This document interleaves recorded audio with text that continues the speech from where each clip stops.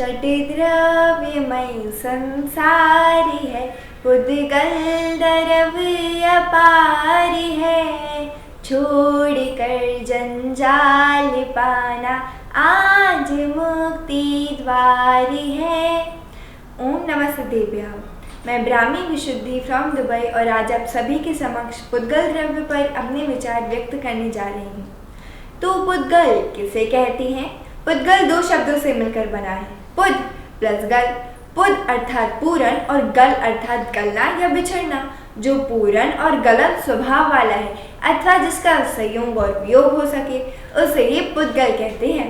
तो क्या आप जानते हैं पुद्गल परमाणु एक समय में 14 राज्यों तक गमन कर सकता है। जगत में जो भी हमारे देखने, सूंघने, सुनने, छूने आदि में आती है वह सभी पुद्गल कहलाती है। इतना ही नहीं, हमारा यह शरीर भी पुद्गल परमाणुओं का ही पिंड है। राजवार्तिक ग्रंथादिराज में भी पुद्गल के बारे में विस्तार से वर्णन आया है, जो कुछ इस प्रकार है। भेद और संघात से पूरन और गलन को प्राप्त हो वह पुद्गल द्रव्य कहलाता है। तो पंचास्तिकाय ग्रंथ जी की चौथी गाथा में भी पुद्गल को अस्तिकाय बताते हुए भी लाइन आई है। तो चलिए जानते हैं उन्हें। है जीव पुद्गल काय धर्म अधर्म नव अस्तित्व में, है नियत और अनन्यमय छोटे बड़े प्रदेश में। आलाप पद्धति ग्रंथ में भी पुद्गल की 21 सामान्य और विशेष स्वभावों की चर्चा भी आती है।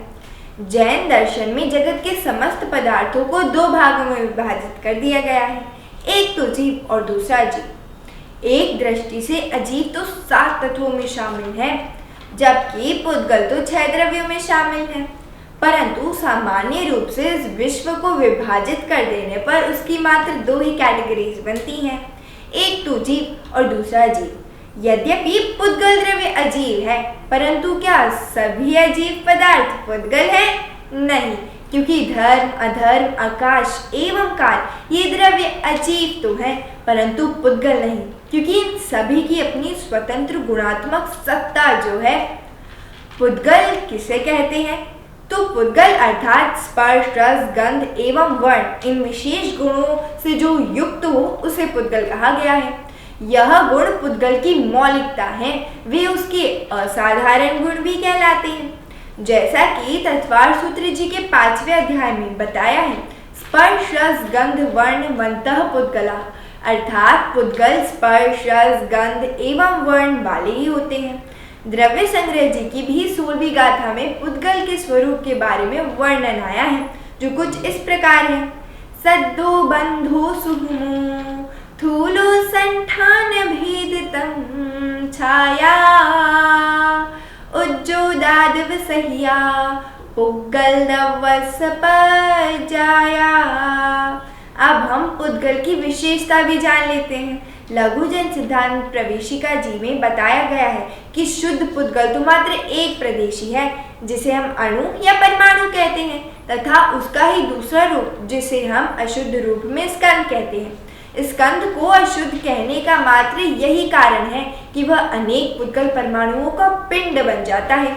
जाति अपेक्षा पुद्गल तो एक ही है, परंतु संख्या अपेक्षा वह संख्यात, असंख्यात और अनंत कुछ इस प्रकार से बताया गया है। पुद्गल के बारे में हम एक और विशेषता जान लेते हैं कि पुद्गल द्रव्य का बंध मात्र तो जीव के साथ होता है या स्वयं के साथ ही हो जाता है। जीव के साथ होने वाले पुद्गल के बंध को हम एक क्षेत्रव का बंध कहते हैं। यह विजातीय बंध है, क्योंकि जीव और पुद्गल परस्पर भिन्न जातीय द्रव्य जो हैं। तो अब जानते हैं पुद्गल का पुद्गल परमाणुओं के साथ बंध, उसे हम सजातीय बंध कह सकते हैं। पुद्गल की अपनी संपदा भी होती है। तो आइए जानते हैं पुद्गल की संपदा के बारे में। पुद्गल की संपदा में 8 स्पर्श होते हैं, 5 रस होते हैं, 2 गंध होते हैं एवं 5 वर्ण होते हैं। तो ये थी पुद्गल की संपदा।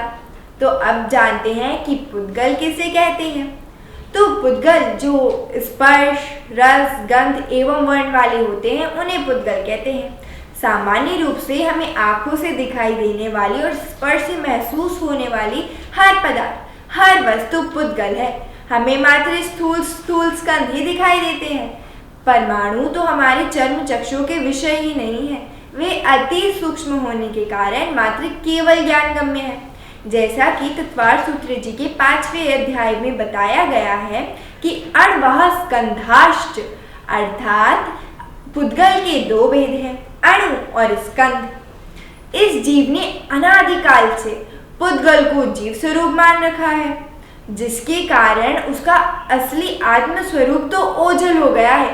जब पुद्गल पुद्गल का ही नहीं हो पाता तो वह जीव का कैसे हो सकता है?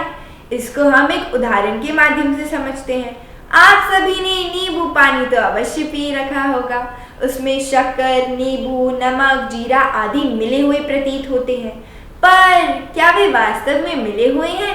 नहीं, वे सभी अपने अपने अस्तित्व को लिए हुए होते हैं। ठीक उसी तरह प्रत्येक पुद्गल परमाणु स्वतंत्र है, उसका स्वभाव जीव से भिन्न है, तो पुद्गल और जीव एक में एक कभी नहीं हो सकते। अरे सारांश बस यह है कि अनादिकाल से जीव के साथ एक क्षेत्रावगाह रहने वाले इस पुद्गल को जाने बिना शुद्धात्मा की पहचान तो संभव ही नहीं है। इसलिए तो पुद्गल के क्षणभंगुर स्वरूप को जानकर सुख स्वरूपी और अजर अमर आत्मा का आश्रय ही जगत में प्रयोजनभूत है। हमें पुद्गल पर विश्वास क्यों करना? क्योंकि लिखा है ना, पुद्गल का क्या विश्वासा, पुद्गल का क्या विश्वासा, जैसे पानी बीच बताशा, जैसे पानी बीच बताशा, जैसे चमत्कार बिजली का, जैसे चमत्कार बिजली का, इंद्रधनुष आकाशा, जैसे इंद्रधनुष आकाशा। जय जिनेन्द्र।